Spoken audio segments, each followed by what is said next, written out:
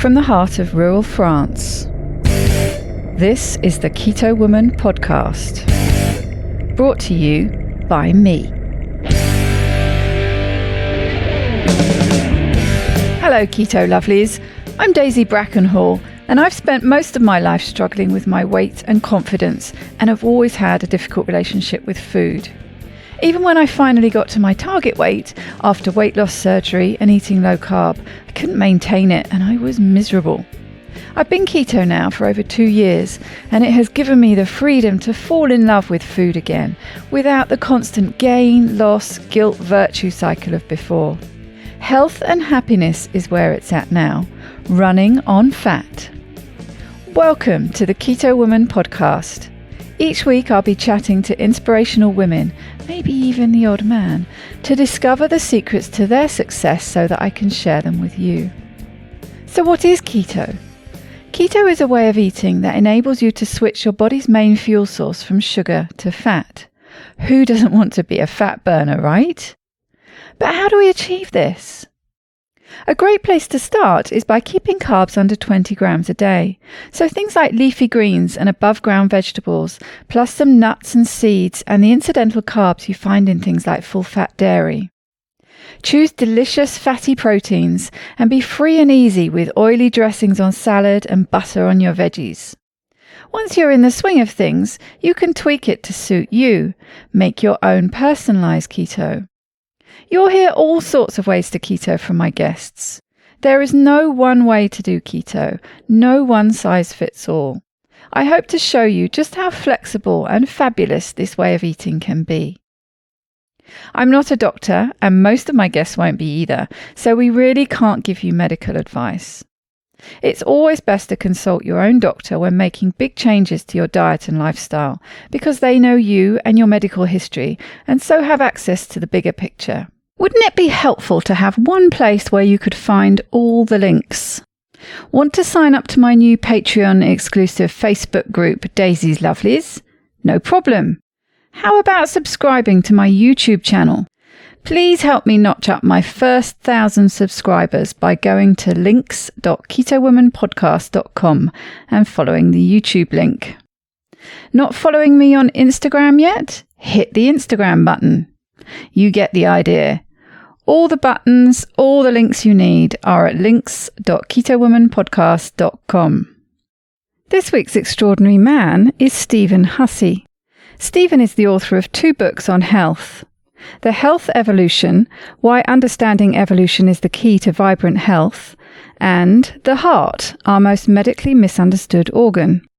Dr. Hussey guides clients, or health participants as he likes to call them, from around the world back to health by using the latest research and health-attaining strategies. In his downtime, he likes to be outdoors, playing sports, reading, writing, and spending time with his wife and their pets. I really enjoyed my chat with Stephen. I find my guests a number of ways, one of which is when they reach out to me by email or on social media. Stephen was one of these, and I'm really glad he did. So if you have an interesting story to tell, get in touch, and you could be up next.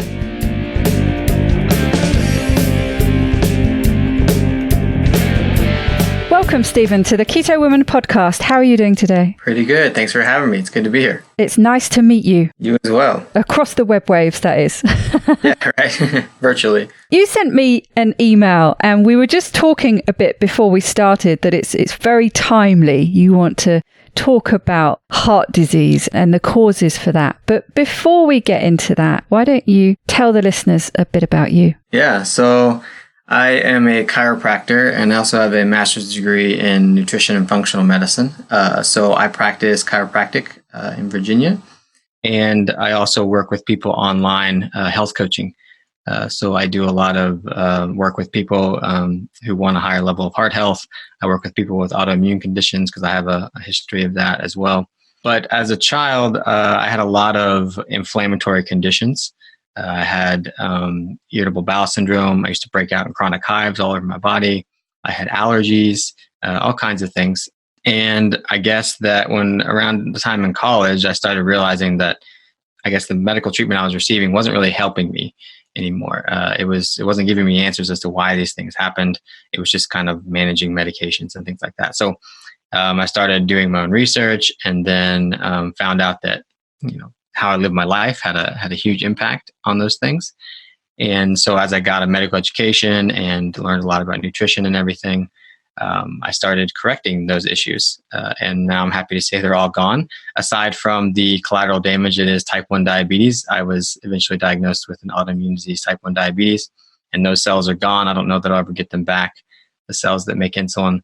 But even then, the way I live my lifestyle makes it so much easier to manage type 1 diabetes. But the reason I like to talk about the heart, and it's what I focus on with health coaching clients, is because I remember as a kid going into the endocrinologist, because I was required to see an endocrinologist every 3 to 6 months or so, and all these posters on the walls that said your risk of heart disease is 2 to 4 times higher, and you have a risk of your eyes going bad, and your kidneys failing, and your limbs becoming numb, and neuropathy and that kind of stuff. Not scary stuff at all for no, not at all for a 10-year-old at all. No.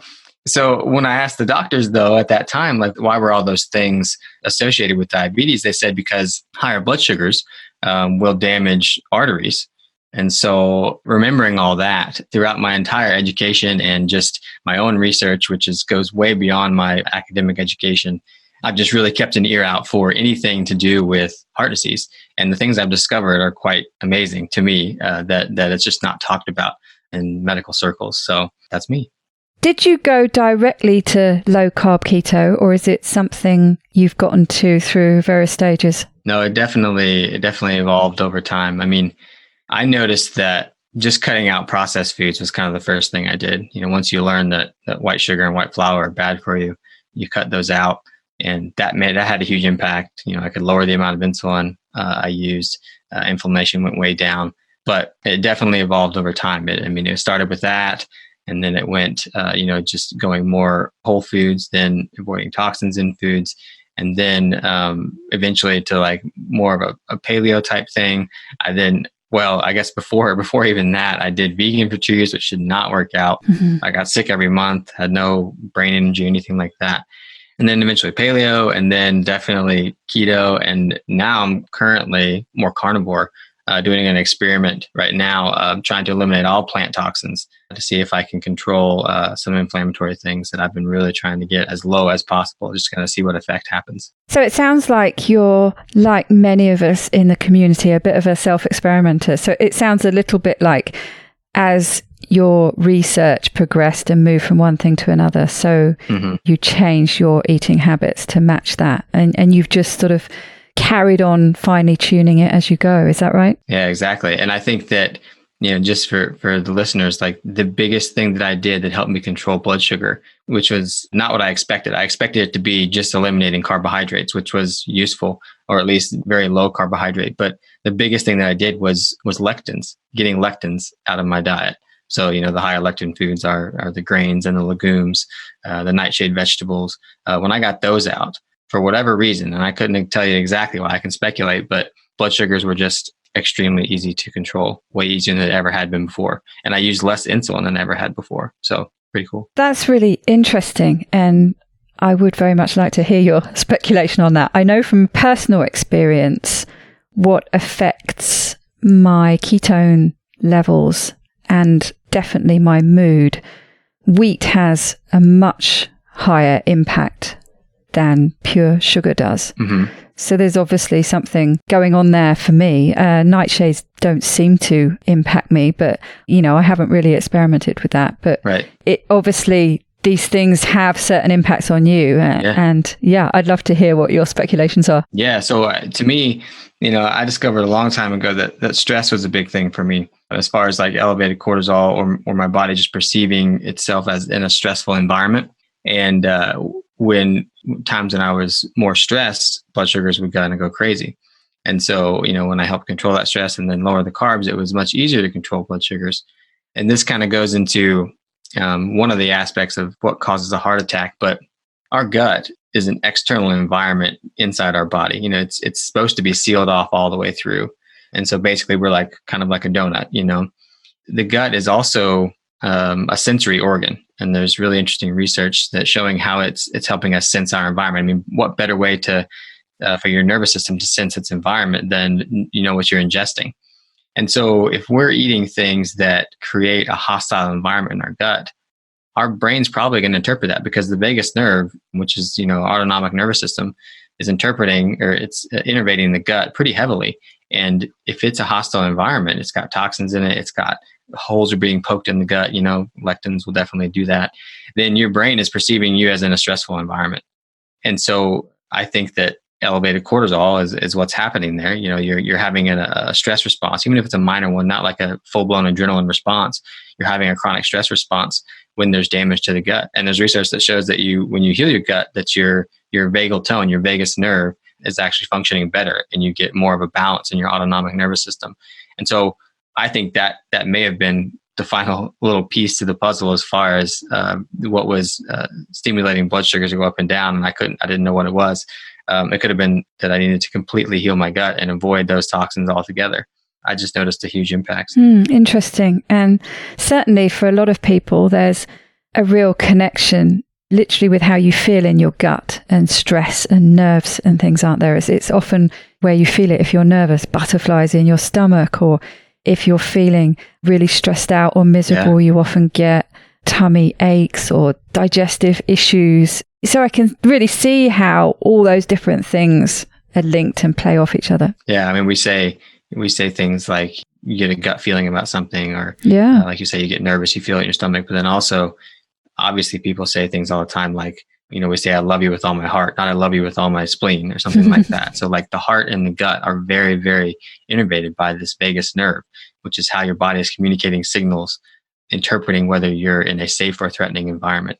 And so it's not a coincidence that we say things like that, because our autonomic nervous system is directly connected to those things more heavily than other organs. I mean, it's connected to all the organs, but those two the most. So your passion is the heart and heart disease. And I mentioned before we started, it's one of those fortuitous coincidences that you're following on from the show that was out last week with Glenda, who spoke a bit about her own heart disease and how she discovered from her diagnosis, because she had no symptoms whatsoever, that it's actually very common for women not to have any symptoms. And that's, really quite scary. The thought that if there is a problem there, the first thing you might know about it is, dropping down from a heart attack. Yeah. That's really quite scary. Perhaps you could talk about that, but anywhere you want to go with the heart, basically. That kind of helps me lead into the first thing I think I need to explain when it comes to heart attack. So oftentimes the first sign of heart disease is a heart attack, and oftentimes that heart attack is fatal. And so that makes us really wonder if a blockage in an artery, like if a blockage gets so bad that it causes a heart attack, how come there was no symptoms for some people beforehand? To me, it's because these blockages actually, or very rarely, do they cause an actual heart attack. In this ketogenic communities, I like to illustrate what does cause a heart attack and the series of events that leads up to a heart attack, because I'm pretty well convinced that, and most people on ketogenic diets or higher fat diets are convinced that it's not saturated fat or cholesterol that clogs up an artery. Because that's what everyone tells us, right? Oh, you're eating all that fat. That's what we've heard for 60, 70 years. Don't you realize it's going to clog your arteries and you're going to drop dead from a heart attack? Oh, okay then. Right. Yeah. And really, the research doesn't really back it up. And if you look at how that idea was founded, back with the history of Ansel Keys and everything, that there really was no research backing of it in the first place. It's not like we're trying to unprove some research that was, very determinative back then. It was never really done. It was all kind of association, no causation. Right. It's really weird to me that we're trying so hard to reverse the thinking when there was really nothing to back it up in the first place. But there was some really interesting work done by an Italian guy named Giorgio Beraldi, and he spent his career at University of Milan. What he did, at least through certain parts of his career, is he would do autopsies of people, and he would study the hearts of these people. And so he had people that had heart attacks, people that didn't die of heart attacks, people who died of just a trauma, young kids, all these different things, lots of different hearts. In the people that, well, first of all, one thing that he found is that there were people who had severe stenoses of arteries in their heart, like the coronary arteries. That means 75% or more blocked, who had a medical history of never complaining or having any cardiovascular symptoms, and that they did not die of a heart attack. They died of something else completely. And so the fact that they had this severe stenosis, this blockage of their artery with no symptoms, to me says that this is not as big of a problem as I think. It's still not a good thing to have. We don't want to have stenosis of an artery, but it's not the driving factor of a heart attack. What else he found is he did these, what he called plastic cast studies. So he would, if you've ever been to like the Animals Inside Out or the Body World exhibits that travel around and they do like neat dissections of the body or of animals, and you can go and look at the anatomy. They've done this where I remember it distinctly in my head of a fish that they did. What they did was they took some like neoprene or some kind of plastic material that was a liquid, and they injected it into the arterial system of the animal. And this is what he did with the hearts. He would inject it into the arterial system of the heart, and then it would dry. And then he would take hydrochloric acid and dissolve away the rest of the tissue. And then he'd have a plastic cast of the arterial system. And so he could study what it looked like. What he found was that anywhere that there was a, more than 75% blockage or stenosis of an artery in the heart, that the body had actually built this collateral system of arteries that go around it. Wow, interesting. Yeah. And so I've actually found some studies that show that those collateral arteries can form within 4 days. And so that's pretty quick. Yeah. We'd like to think that a stenosis doesn't form that quick, but your body can react to it pretty quickly. There's interesting studies of runners who have like 80% or 90% blockages, but they're still running marathons. And it's just like, how are they doing that? If they're really only getting 20 or 10% of the blood they need to an area, like how are they running marathons? And to me, it's because of these collateral arteries. What he found was that, so anywhere that there was 75% blockage, there was collateral arteries. That means the body had bypassed it itself, which also explains why the long-term studies looking at the results of bypass surgeries aren't really that great, because the body's already bypassed it itself. Putting another one in there is not really going to help the person anymore, aside from maybe relieving angina, which usually they cut nerves when they do it. So that's probably why that happens. But it kind of goes to show that these blockages, the body finds a way around it, and it's not necessarily the driving force. The other thing that he found was that in the people that he studied who had a heart attack, and he studied their heart, 50% of them had no evidence of any type of blockage anywhere. And so clearly something else was causing the heart attack. And then the other 50% did have a blockage, but he found that, I think he said 93% of the ones who did have a blockage, there was evidence that the blockage was a result of a heart attack, not the cause of it. So basically, as the heart attack was happening, things got dislodged, and then that flowed down to a smaller artery and blocked it. Right. And so that would mean that, like 96.5% of heart attacks that he studied, it wasn't caused by a blockage. So it can happen. It can, blockages, whether it's a plaque formation or a stenosis of an artery, can cause a heart attack, but most of the time it's not. And we see infarctions in other places in the body, like renal infarctions in your kidney and strokes and things like that. But the stroke is kind of the same mechanism as the heart. So going back to the question of how scary it can be to have a heart attack and have no symptoms, this kind of shows us that whether you have a blockage or you don't have one, you could have absolutely no symptoms of heart disease. That's because the real symptoms of heart disease, the symptoms we categorize as heart disease, are not caused by blockages. Does that make sense? Yeah. Yeah. It's like a murder mystery. I'm waiting to find out. Yeah. It's pretty interesting. And so that kind of leads me into, everybody's thinking now, like, what does cause heart attacks? And so the vast majority of the time, it's an imbalance in 3 different sort of systems or mechanisms in the body. Okay. So the first one is, to all those ketogenic listeners out there, is not being able to burn fat for fuel. Okay. So our heart and most of our organs, but for some reason, especially the heart, it seems, really prefers to burn fat and ketones for energy. And the body has some different mechanisms that I think it uses to make sure that in times of only glucose availability, the heart is the last thing to actually use glucose. One of those is that when you eat fat, your body will take some of that fat from your gut as you're digesting it and absorbing it and put it directly into a chylomicron and then into the lymphatic system, which is kind of like the drainage system of our body. And so the lymphatic system, interestingly enough, drains right into the inferior and superior vena cava, which are the veins that go into the heart. Okay. And so it's almost as if your body is saying, okay, your heart gets first dibs on these fats, right? Because it'll have to go, it'll go into the right part of the heart and then go to the lungs and come back to the left part of the heart. And then it goes to the tissues, but it's still one of the first places it goes. And then the other thing is just recently I found this article that shows that our heart has a signaling system that it communicates directly with fat cells. So it has a way of, to me, the researchers in the study were saying, okay, well, if we can manipulate the heart in some way, maybe we can affect obesity. And I was like, well, maybe, but to me, it makes sense that if the heart is struggling for fat fuel, it can signal directly to fat cells to mobilize fat so that it can get some of that. I don't know if that's completely true, but it's just interesting that there's this direct connection between the heart and fat cells. So that's kind of the first thing is your heart really loves to burn fat. And when it's forced to burn glucose, that's a huge problem.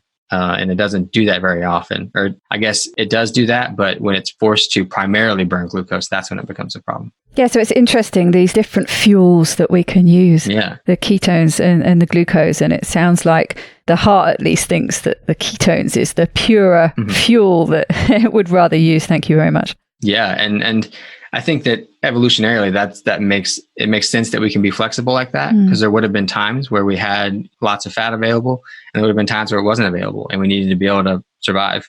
But it sounds like to me, just based on some of this physiology, that even during those times where we had to eat carbohydrates as survival foods and things like that, that the heart was still burning fat, or the body was trying to make sure that it was predominantly burning fat. And there's a good reason for it, which we'll talk about. The second thing is oxidative stress, which basically means that your body, so every time your body burns a fat or a carbohydrate or any fuel source, it basically has an exhaust, just like when your car burns fuel. There's a waste product. And one of those waste products is something called a free radical, which basically means it's a molecule that has an unpaired electron, and it really likes to be paired. And so I tell people it's kind of like the Looney Tunes Tasmanian Devil, where he's going around looking for that pair and destroying everything he can until he gets it. Okay, so that's kind of like what free radicals do. Interestingly enough, if we burn fat, we make less of those free radicals. We get more energy and make less oxidative stress. If we burn carbohydrates, we actually get less fuel, like less ATP per molecule we burn, and more oxidative stress. So it's more efficient for us to burn fat for fuel. That's where it's interesting, isn't it? It's making me think about what Amber O'Hearn says about the need for vitamins changes with your diet. And, vitamin C is something that is mentioned so often with carnivores in particular, isn't it? Well, how are you going to get your vitamin C? But her argument is that you need less of it. With that whole, the free radicals, a good way to mop up free radicals is with the antioxidants, isn't it? Which is, basically another term for these vitamins. Right. Yeah. We don't need nearly as much. So if you don't need them in the first place. Right. Exactly. Yeah. Like the RDAs could be a little bit off based on the fact they were measuring them while we were eating the wrong foods. Yeah. Really interesting. So other things can cause oxidative stress too. So we can get toxin exposure. Heavy metals and all the different synthetic chemicals we're exposed to these days can act as free radicals. If we have higher blood sugars over long periods of time, that can actually glycate things, which can become free radicals as well. So that's something I spend a lot of time thinking about. And then also when things become damaged through like inflammation and other free radicals, like oxidized cholesterol or fats in the blood, those can act as free radicals as well. So there's lots of different things. And if we get to the point where we have too many of these free radicals, so many that our body can't take care of them itself through its antioxidant mechanisms like glutathione and superoxide dismutase, two of the main ones, then we get what's called oxidative stress. We're in a state of oxidative stress, and we end up getting this damage, or we see inflammatory markers in our body go higher. So one of the key places that things get damaged is the arteries, the lining of the arteries. So that's the second thing, the oxidative stress. The third thing is an imbalance in our autonomic nervous system. We talked a little bit about this already, but our autonomic nervous system is what is taking in information from our environment and telling our body if we're in a safe or threatening environment. There's really interesting work by two different people, Robert Sapolsky at Stanford and then Stephen Porges. Dr. Porges has this polyvagal theory. So he's shown that in older species, before apes or humans or any mammals really came around, there was this one pathway of the vagus nerve. And so that pathway was, when it was overstimulated or when it was stimulated too much, they would have a stress response. And for those animals, this is like some reptiles and anything before a reptile. For those animals, that stress response consisted of playing dead, really. It kind of shut things down. So these are cold-blooded animals. They're not very metabolically active. They could afford to shut some things down and play dead and not die. When, like bigger turtles and alligators come around, we start to see a split of this vagus nerve. Now it's got two different pathways. The first pathway is still there, but then there's a separate pathway called the nucleus ambiguous pathway. And in mammals, that allows us to have a stressful response without shutting down organs, because we're very metabolically active. And if we try to shut down an organ, it would not be good news. Hopefully that gives people a clue. Yeah. Shutting down an organ, what does that sound like? Sounds like a heart attack, right? The problem is, though, so that was Porges' work. He's definitely found this distinct split in this nerve. And then Dr. Sapolsky found that in mammals living in the wild, they have a very appropriate stress response. So if there's a zebra grazing on the savanna, it has no stress response. It's just grazing, minding its own business, that kind of stuff. But then say a cheetah comes out from the brush and chases it, it has a very appropriate stress response, adrenaline response to get away from that threat. And as long as it gets away, if it gets away, it's almost like it's a stress response, doesn't even remember that it happened. It goes right back down to having a no stress response, back to grazing on the savanna, and it's fine, which is very different than humans. So if something stressful happens to us, we may think about it the rest of the day, or for weeks afterwards, or for months afterwards. Or if it's really, really stressful, we could get PTSD, and we can be thinking about it, and it could affect us negatively the rest of our life. Or we could see something happen to somebody else and think that it's going to happen to us and think our way into a stress response. And that's what Sapolsky says. He says, we're the only species that can think our way into a stress response. It's creating this imbalance because it starts to shut down the signaling of this split pathway. When that evolved mammalian pathway shuts down, we resort to that old one. And that old one is that one where things get overstimulated and it starts to shut systems down. So those are the three imbalances that lead to a heart attack. And so let's put them all together and show exactly how the imbalance happens. This is that moment, isn't it, where you've collected all the suspects in the room, and you're going to expose one of them. Yeah, my favorite part, And so let's say that we're, living a life, we're in a city where we're not in our natural environment. It's a very stressful environment. It's go, go, go. There's lots of toxin exposures. We're subsisting on that high carbohydrate, high processed food diet. And so we've seen how these things can set us up for a heart attack. Now, what happens is that, so first of all, let's say that we're not fat adapted, okay, because we're eating these carbohydrates. Our body's almost lost the know-how of how to burn fats for fuel. And that's why when we go on ketogenic diets, we get some, transition time. We have to fat adapt. But we're more prone to burning carbohydrates for fuel. Now, let's also say we have that oxidative stress. Okay, so we have these free radical things damaging the lining of our arteries. And the key thing there is that the lining of our arteries is what produces nitric oxide. And nitric oxide is mainly known for helping us dilate the blood vessels so we can get more blood flow through. But it also is what allows the signal of the autonomic nervous system, the rest and digest, the calm signal, to get into cells. If nitric oxide is not there, then that signal cannot communicate with the cell, okay? Right. Especially heart cells. So let's say that we're in that, non-fat adapted state. We're burning carbohydrates for fuel, but the heart is still trying to burn that fat. And then we have a depletion of nitric oxide because we have this oxidative stress. We have damage to the lining of the artery, and which depletes nitric oxide. And then all of a sudden we have this stressful event. Let's say we have a death in the family or something very stressful at work. I mean, there's very interesting studies that show that heart attacks are more common on very stressful days of the year, like certain holidays or Mondays, things like that. They're more common on those days. And interestingly, and I can't remember where I heard it or read it. Yes, I can. I think it was Matthew Walker's book about sleep. Yeah. And he was saying there was a direct correlation with both increase and decrease of heart attacks when the clocks go forward and backwards. Exactly. Yeah. So when we lose an hour's sleep, heart attacks go up. When we gain an hour's sleep, they go down on those specific days. I mean, wow. And that throws off our circadian rhythm, which is a great way to imbalance your stress response.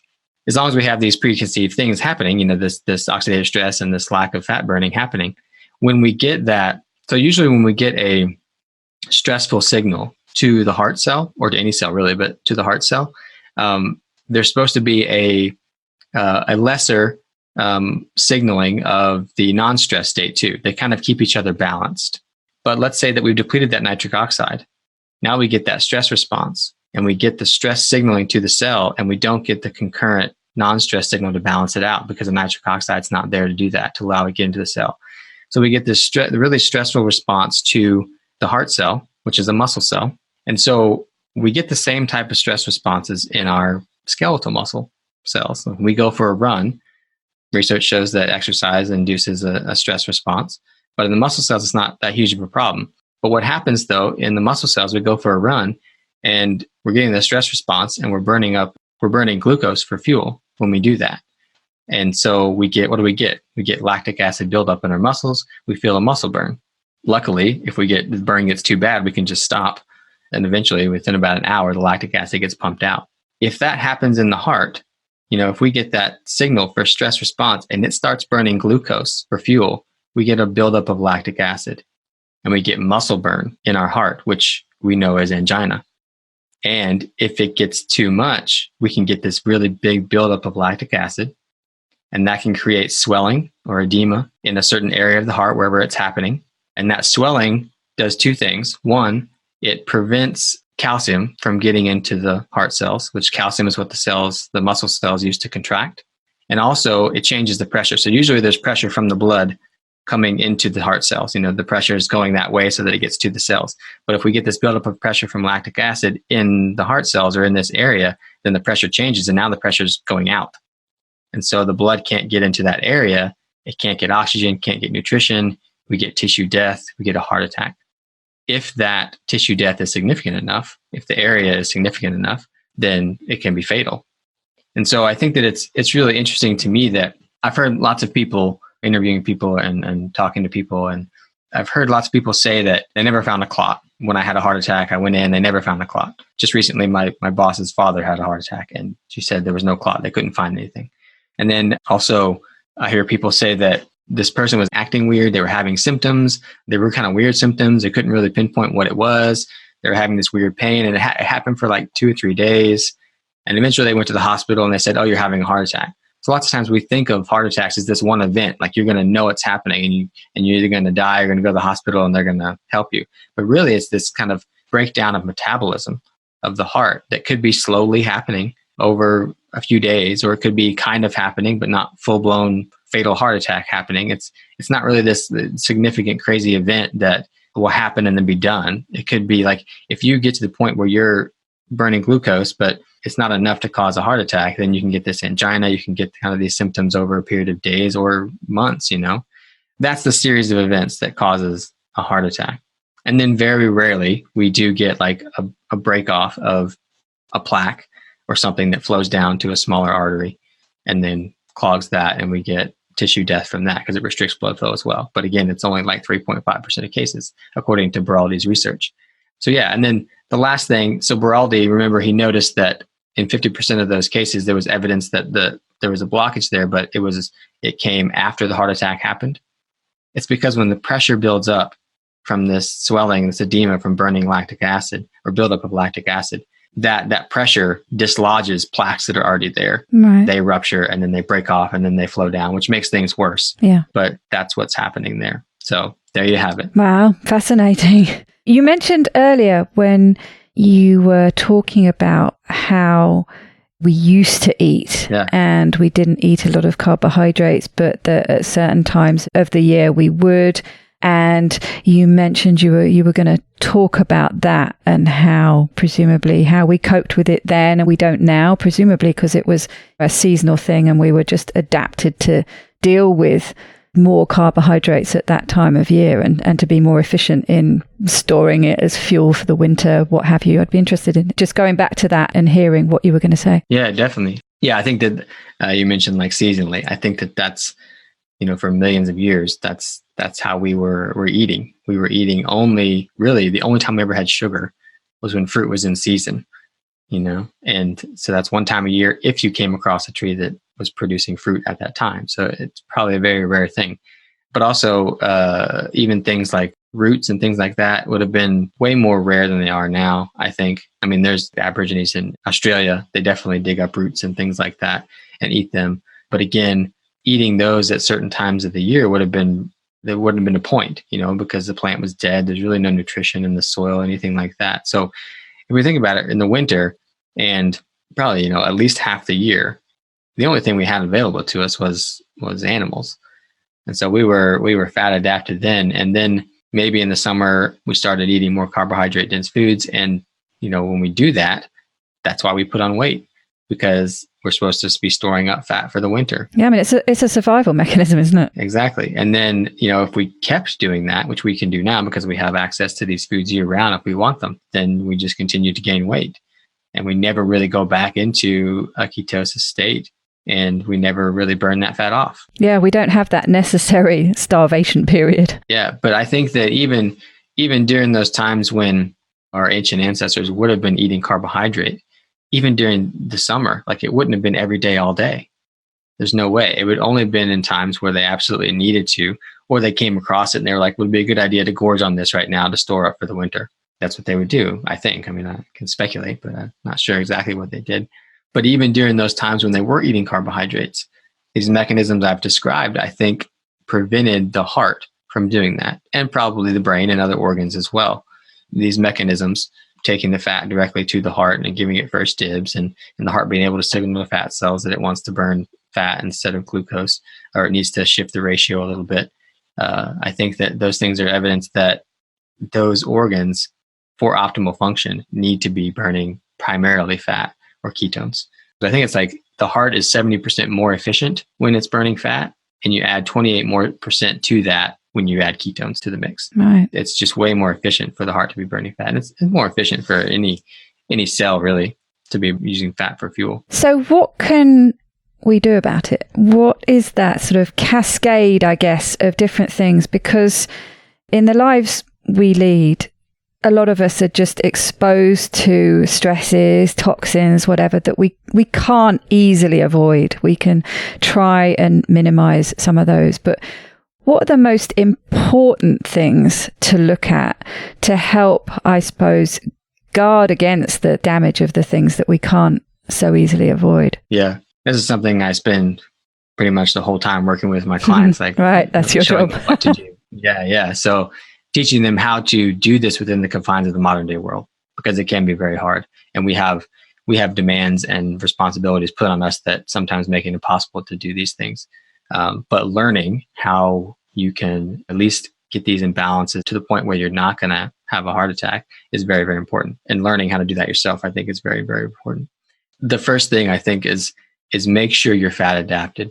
That doesn't mean that you have to be in ketosis every day, all day, but make sure your body knows how to burn fat. Because if you do, even if you had that oxidative stress and you had that stressful response, then your heart is just going to be less likely to be forced to burn glucose because you're fat adapted. Yeah, so you're just giving yourself an advantage straight off. Exactly. Yeah. Not only that, but when you're fat adapted and you're burning fat for fuel, like I mentioned, you're not making as much exhaust, when you're burning that energy. Yeah. So you're not getting as high amounts of oxidative stress, which is going to help you mitigate the damage that you are going to get from that toxin exposure that you just can't do anything about, And then the other thing is that I also briefly mentioned, like your gut is a sensory system. And so lots of times on a ketogenic diet, you're avoiding those pretty toxic foods that cause that hostile environment in that gut. And you're also creating a better microbiome. I've seen in my own microbiome, and I'm not sure quite how I feel about microbiome testing. I think there's a lot to learn there, but I have seen people's diversity go up on ketogenic diets, or even on carnivore diets. So we're creating a better environment there, and we're not, we're healing leaky gut, especially if we're eating like connective tissue parts of the animal, that kind of stuff. We're helping heal that leaky gut and make more antioxidants in like internal antioxidants that our body makes to deal with that oxidative stress. So the first thing I'd say is really make sure you're fat adapted. That's one of the best things, and don't be scared of animal fats. Second thing is we do need to look into our environments and look at what we're being exposed to as far as toxins. And so I think that really big offenders are heavy metals. So if we're looking at our most common exposures to those, it could be, aluminum foil. It could be aluminum pots and pans. It could be eating too high mercury fish. So it could be dental fillings. The old dental fillings could have mercury in them. There's all kinds of exposures to these heavy metals so we have control over. We don't have to use aluminum foil. We don't have to cook with aluminum pots and pans. We can choose low mercury fish, those types of things. And then also looking at your environment as far as cosmetics you're using, cleaning products you're using. There's all kinds of solvents and phthalates and things like that are in these things that are toxic to us. And those ones are a little easier for your body to get rid of. But if you're constantly being exposed to them, then it's just always having to get rid of them. So that's not helpful. So, anything from like perfumes to toothpaste to all kinds of stuff. So just making sure that the products you're using are not full of those things, or at least they have a lesser degree of them, whatever you can do within your means. And then looking at plastics, exposure to plastics an estrogen mimicker, and they can disrupt estrogen in our body. So looking at your exposure to plastics, never really drink from a water bottle, I think, at all, but especially one that's been in a hot environment, which they pretty much all have at some point in their life, being shipped to wherever they're shipped to. Never microwave any plastic. I really just avoid it altogether, use glass and stainless steel kind of stuff. And then thirdly, as far as the stress response goes, this is the tricky one. I always save this one to last because I think it's like the most important. Being in ketosis is important too, but it's very important as well, because not only can it lead to heart attacks, but this imbalance in the stress response can lead to all kinds of chronic conditions and ailments. So really we need to think about that zebra on the savannah and why they have this normal stress response. The first part is that, the zebra can't think as highly as we humans can. But the second part is that the zebra's in its natural environment. For us, that natural environment is nature. So exposure to nature, there's a lot of different studies. There's one where they looked at incidence of heart disease in elderly people associated with neighborhood greenness. So the amount of trees and parks and things in the neighborhood was directly linked to less incidence of heart disease. And so that was interesting, and heart attacks. And then there was another one where they did a study where they looked at the levels of cortisol in people who spent time in parks. So this is people who lived in the city, but just spent time in green spaces, they called them. It lowered their cortisol, not just for the day, but for weeks after they had this exposure to the green space. So I think exposure to nature is very, very important as far as regulating that stress response. Contact with the earth. People do this grounding and earthing and that kind of stuff. I think that's very important. There's something very satisfying about it, isn't it? Just walking barefoot on grass, on a beach, or whatever. You can just feel it. It feels good. Yeah, and there's a researcher, Gerald Pollack, in his book. He does a lot of work with water and everything and how we build the healthiest water in our bodies.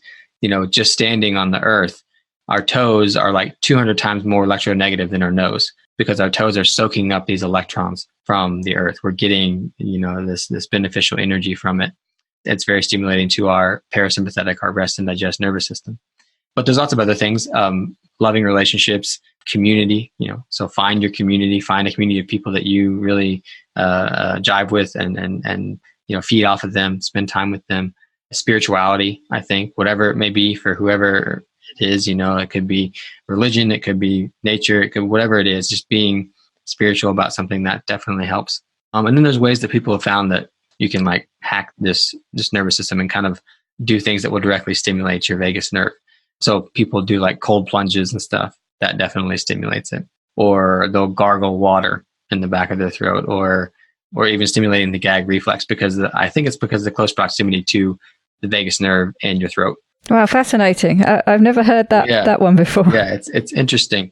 I'm trying to think of others. A gut healing, I mentioned that one before. I think because our gut is a sensory organ, having a healthy environment there definitely regulates our autonomic nervous system. So there's all kinds of things. And I think there's multiple articles I've read that list like 30 to 40 different things you can do to help stimulate your vagus nerve. And it's really like finding what it is for you. I mean, obviously meditation, yoga, Tai Chi, those types of things are helpful for stimulating the vagus nerve. I think however you do it, it's a resolution of the stress, the impact of that. I think we're different from our ancestors in that they might have a bigger stressor, something that's chasing them, but it didn't happen as often. Mm-hmm. And they resolved it. Mm-hmm. Either they got eaten Yeah. or, they ran away or they fought it and they won, whatever. But there was a resolution to it. I think the problem in modern day is that we're just being hit by these micro stressors all the time. I don't know if you've read or listened to any of Rangan Chatterjee's podcasts and books, but he talks about these micro stressors. And interestingly enough, he talks about fractals in nature, actually, nice. About it, the particular shapes that you look at, which are very soothing to your soul, basically. Mm-hmm. But it's this resolution, I think. And again, I'm dreadful at remembering who said these things, but she was talking about if something stresses you out, going for a 15-minute walk, especially outside, will just help resolve that, will help calm you back down. And I know that works because I've done it. I've got, really irate with something, perhaps had an argument with somebody, gone for a walk with the dogs, felt really stressed as I walked out the door. As I came back in, everything had just calmed back down. I'd resolved that stress. It sort of completed the cycle. But if you don't do that, if you don't resolve it, it's just going to keep building and building and building, isn't it? And putting all that stress on your system. Yeah, no, I really like the way you say that. Like there's a resolution to it. Like for that zebra, there was a resolution, and their resolution was that their brain just doesn't think about it anymore. Yeah. We can find little things that we can do to provide that resolution. That just helps us, because usually my approach, like the Western medical approach to disease is like, okay, you have this symptom. Let's ignore why it's there. Yeah, treat the symptom. And just give you this medication and to resolve the symptom, mm-hmm. right? And so usually my approach is, okay, let's find, let's eliminate what's causing the symptom. But with the stress response, we can't always do that. Yeah. We can't always eliminate the cause of the imbalanced stress response. That's the problem. So we are dependent on doing these little things that can mitigate those symptoms. Now, I don't want to use anti-anxiety medications or Ritalin, things like that. I would rather use these natural techniques or change the person's environment a little bit so that we get resolution of those symptoms. But I do know that we're never really going to eliminate them just because of where we are in life today, what we've evolved to, the civilization, what it's come to. We're never going to get rid of these stressors completely. And I think it's like you've been talking about before, is just being mindful of it. A woman in my Facebook group was talking to me about this emotional tank and how you can add to it, and you can work in a preventative way by recharging it and getting it as full as you can, and being mindful of doing things that help recharge it and fill it up. So when you do get these stresses in your life that none of us really can avoid, you're much better equipped at dealing with it. If that emotional tank is empty or nearly empty and that stress comes along, it's going to hit you so much harder than if you've managed to recharge it with whatever, walks outside, taking the dogs for a walk, doing some yoga, having some connection with friends, really charge it up. Mm-hmm. Yeah. So I like to tell people, like, one of my favorite strategies, one I use personally and what I tell people is, think of the worst thing that could happen.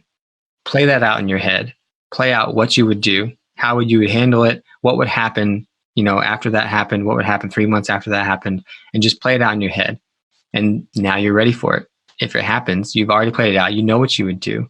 You know that it's not the end of the world, so to speak, because you know that you've thought 3 months down the road after that happened that things would be better. And to me, that helps me a lot. But the other thing that, when you were saying that, made me think of, there's a study that they did where they looked at, they surveyed people and they asked them how many major stressors they had in the last 5 or 10 years or something like that. And then they tracked them and they looked at rates of mortality as far as illness, and then also rates of death. And they found that there was a higher association with people who had more stressful times in their life and death, which we were not shocked. However, they also asked these people if they felt that the stress was detrimental to their health. And the people who replied yes, there was the correlation of higher stress and increased death or mortality. But with people who said no, there was no association. It was zero. So basically, if they had all these stressful events, but they did not think it was detrimental to their health, then it wasn't, which is very, very powerful to know that your mind can do that. Yeah. If you are thinking that, oh, that's not bad for me, our overthinking, our higher level of thinking is really what's doing us in. There's this big mismatch between our higher level of thinking and our evolved physiology of a stress response, which is very interesting to me. Yeah. The power of the mind. Mm-hmm. Yeah. You mentioned right at the beginning that you're playing around with the carnivore diet and eliminating certain plant toxins that you think might be affecting you. There are two questions there. One, how's it going? Mm-hmm. And two, the other thing is, for people eating a ketogenic diet, are there some typical culprits that they might want to look at if they suspect that something they're eating is not working out for them? I mean, I know you mentioned nightshades. I think that's a common one that people often don't think about, but maybe should do. Cruciferous vegetables might be another one. I wondered if you just had some usual suspects that people might want to take a look at. Well, first of all, it's going well. I absolutely love it. I mean, I think that people would see that as very restrictive, but I just find it very simple, because I've been obsessed with what to eat for a long time. And I found that the more and more I learn, at least early on, the more complicated it got. It was like, oh, you need this, you need that, you need to do all this, you got to cook it, it's got to taste good, all this kind of stuff. And to me, this is just very simple, and I feel really, really good. And I've seen blood sugars, of course, they were pretty easy to control before this, but now I don't even really pay attention to them. Like I was checking like religiously my blood sugar at first, and now I kind of don't, because I know what it's going to be. I just did my 3-month follow-up testing, and A1C went down even further than it did already. It was like 6.7, which was good for me. And now it's around 6.1. And I suspect it's going to go down even further. So I have this autoimmune disease, type 1 diabetes. And so that makes you, according to Western medicine, more prone to other autoimmune diseases. And so I've always had this level of thyroid antibodies floating around. It's never super high or anything, but they were always kind of there no matter what I did. And I'm trying to, that's what I'm trying to experiment with. I'm trying to get rid of all these plant toxins and see if those will go away. At the 3 months, they haven't. They're still right around where they were. But 3 months, I don't think is too terribly long. So I'm going to do it again at 6 and maybe even 9, depending on how the 6 months goes. Bottom line is I feel really good. We have 3 cats, and I used to be definitely allergic to cats. Since I've made diet changes and everything, we can have them, and it's not too bad. But I would still sneeze sometimes if they got up in my face, or if I touched my eyes after petting them, it would still have a little bit of itchy eye. Or I would wake up with my nose clogged, and those are all gone. Wow. And that was pretty immediate. That was within 2 weeks or so. I can put my face right into the cat and nothing. That's really interesting and nice. What a nice side effect. Yeah. The other thing is that since we've gotten the cats again, my IgE antibodies were elevated, which either means you have a parasite or there's some allergen exposure you're having. So it made sense to me. Yeah, we got the cats. I saw that. And those were normal for the first time since we've gotten the cats. To me, whatever food I was eating that was making me react to the cats, it's gone now. Now, that takes us to food. What are the most problematic plants? So we've mentioned some already. I think that definitely the grains. I don't think we're designed to eat grains at all. And that includes things like corn. To me, it does. And then legumes. So remember that lentils, peas, soy, and all beans are legumes. Those are very high in lectins. And the fact that ancient traditional cultures had to soak them or sprout them or ferment them or do something to them to eat them means that there's toxins on them. Mm-hmm. We had to do something in order to make them digestible.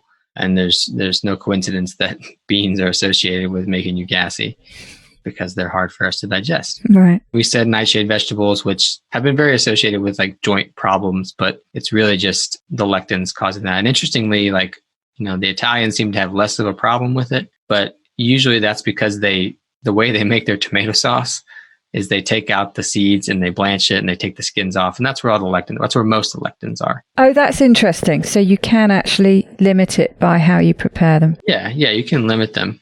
Lectins are there because the plant doesn't necessarily want to be eaten.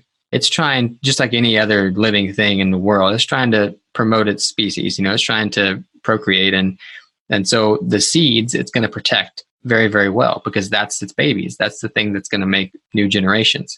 And so seeds are where we find lots of lectins, lots of protective plant compounds that are trying to protect us. It's so like, even if I ate that tomato, the lectins and the other anti-nutrients on it are going to make it so indigestible that likely it's going to come out the other end just like it did.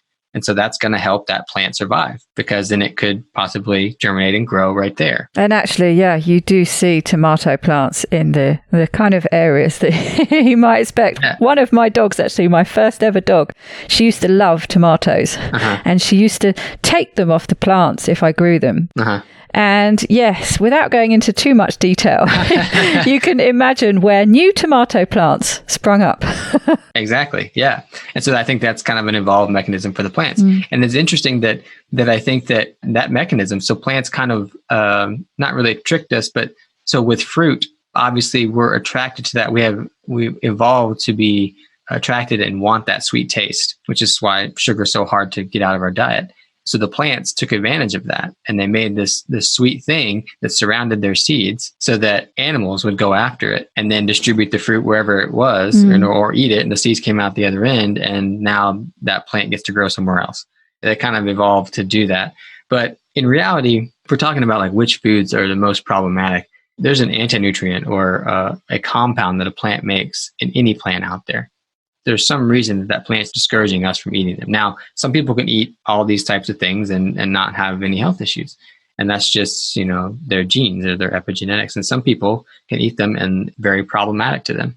So we can talk about like oxalates, which are very high in things like spinach, almonds, most leafy greens, but almonds and sweet potatoes and potatoes have lots of oxalates. It's a real buzzword at the moment. Everyone's talking about oxalates and oxalate dumping and all sorts. I never really noticed, because once I learned which foods oxalates were in, I was like, well, I eat those and I don't really notice anything immediately, at least from those. To me, it was high lectin foods. That's what I noticed. When I got those out, the blood sugars were very easy to control and inflammation went way down.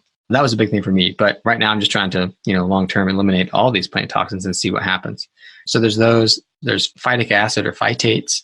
The main issue with them is that they bind nutrients.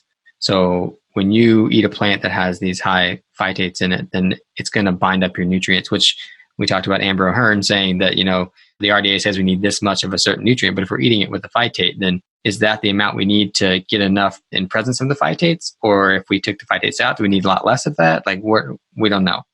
But phytates are found in really high amounts in those grains and legumes again, but in nuts and things as well. There's this paper by Bruce Ames. I think it was Bruce Ames. The name of the paper was like plant pesticides, 99.9% all natural, meaning that most of the pesticides found in plants are produced by the plant themselves. Yeah. It's really interesting. It's an interesting idea to think about that we would have only eaten these plants in times of starvation. Just a thought experiment that I had was that we talked about how the gut can be disrupted and that cause a stress response. It's almost as if when we were eating these plants, if they caused the damage to the gut, that would cause our body to have a stress response, which would heighten our senses a little bit, which maybe made it more advantageous that we're going to catch that next animal because we're on alert. Our body's, ready to have this adrenaline response. So when it sees an animal, it's ready to go. Maybe. I don't know if that's true, but I like thinking about that kind of stuff.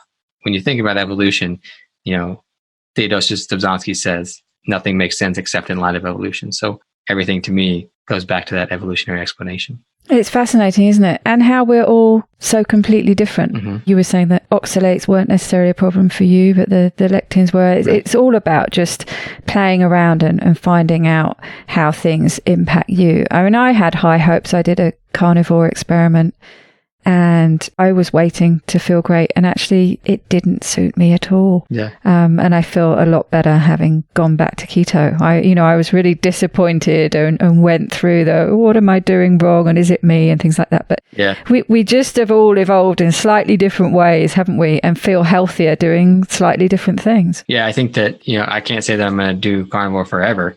I don't know that I will or won't, but we'll see. Time will tell. But I think that it's very interesting. Again, with evolution, if we let natural selection take its course, just like it does in nature, then based on the environment, any given species in that environment, if natural selection takes its course, is going to keep working toward this one set of genes that is best fit for that environment, right? Well, we removed that. As soon as we started civilization, we've removed those natural selection pressures. And so now we're seeing this genetic diversity among humans because this gets down a tricky road, but like because people that maybe shouldn't have survived because their genes weren't best fit for the environment did, because we changed the environment. We changed the environment that humans lived in. We made civilization and took away the natural selection of nature. Right. And so that's created this diversity in genetics. And so plus the earth used to be full of all these little individual environments that a species would live in, that very sequestered piece of it, and got really fit for that little environment. And now, as far as humans are concerned, the planet's becoming this one big environment. It's becoming almost the same for everybody because the Western diet is affecting places all over the earth. You could say the planet's getting warmer. You could say that.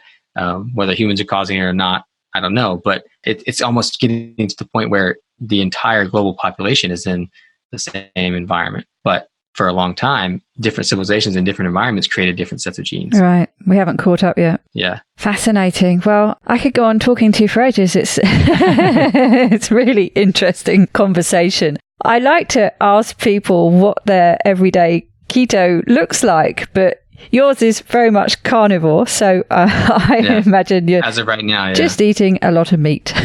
Well, yeah, I'm trying to do organ meats, and I do a lot of eggs. Those are my favorite. And I do bone broth, things like that. All right. So trying to get a lot of diversity in there as much as you can. Yeah, as much as I can. Tell us a bit about where we can find you, where we can read you. You have books out there we can read. Yeah. So my website is resourceyourhealth.com. And on there, there's links to my book. Both my books. I have one book called The Health Evolution, which is kind of like big picture explanation of why we have chronic disease using evolution. And then I have a smaller ebook called The Heart, where I detail kind of a lot of the things we talked about on this podcast and explain it there. And then I have a blog on there, and I'm also on social media. So Instagram and Facebook is where I'm mostly doing things. And the handle is just Dr. Stephen Hussey, Dr. Stephen Hussey. I have a YouTube channel as well, but that's Resource Your Health. And I post videos every now and then on there. Great. Well, we'll have links to all these in the show notes, and I'll try and fish out some of those other things we've been talking about too. When you mentioned Stephen Porges, that's his polyvagal theory, isn't it? I've gone down that rabbit hole watching those videos. They're really interesting. Yeah, it's fascinating stuff. Yeah, I'll put some links to those as well. Well, perhaps you've given us all sorts of tips, but perhaps you could wrap up with a top tip for the listeners. Man, I'm trying to think of one I haven't said yet. Because I could just take the easy way and say, make sure you're fat adapted. But yeah, no, that's cheating. We want another one. Yeah. I would say that, so in the ketogenic communities, lots of times they just focus on the fat, but I like to emphasize the most nutrient dense fat. I really like egg yolks. I think are great. Me too. As far as a nutrient dense fat, I think bone marrow is incredibly nutrient dense. So when I make bone broth, I make sure I get marrow bones. So I get some of that in there. Trying to think of other ones. Liver, if you can do liver, or you can at least supplement with like desiccated liver or something like that. I think that's really, really important and because those are very bioavailable sources of those nutrients. Animal products are very bioavailable to us. So getting those, they're pretty much like nature's multivitamins, those kind of foods. So not just fat, but focus on really nutrient dense fats. Fabulous. Well, I've really enjoyed talking to you today. Thank you so much. Yeah, this has been great. Thanks for having me.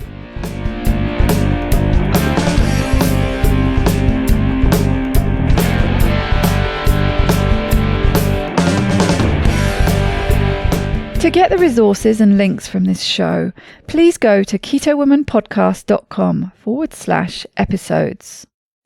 Please share this podcast with as many people as possible by sharing one of my links or just taking a screenshot of an episode that you enjoyed.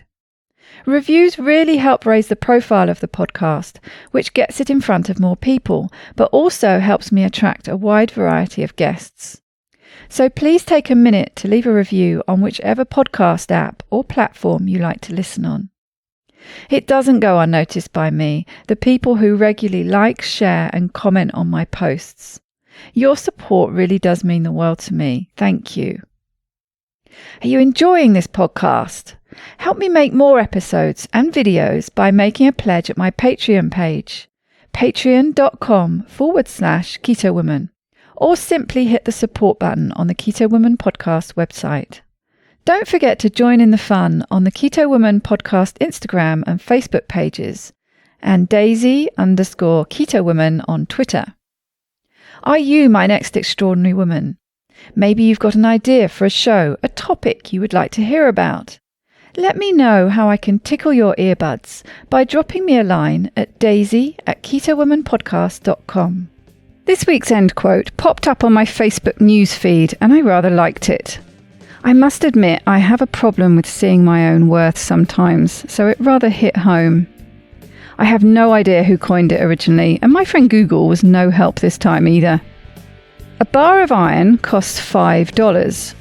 Made into horseshoes, its worth is $12.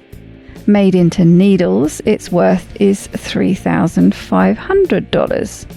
Made into balance springs for watches, its worth is $300,000. Your own value is determined also by what you are able to make of yourself. Bye-bye, Keto Lovelies.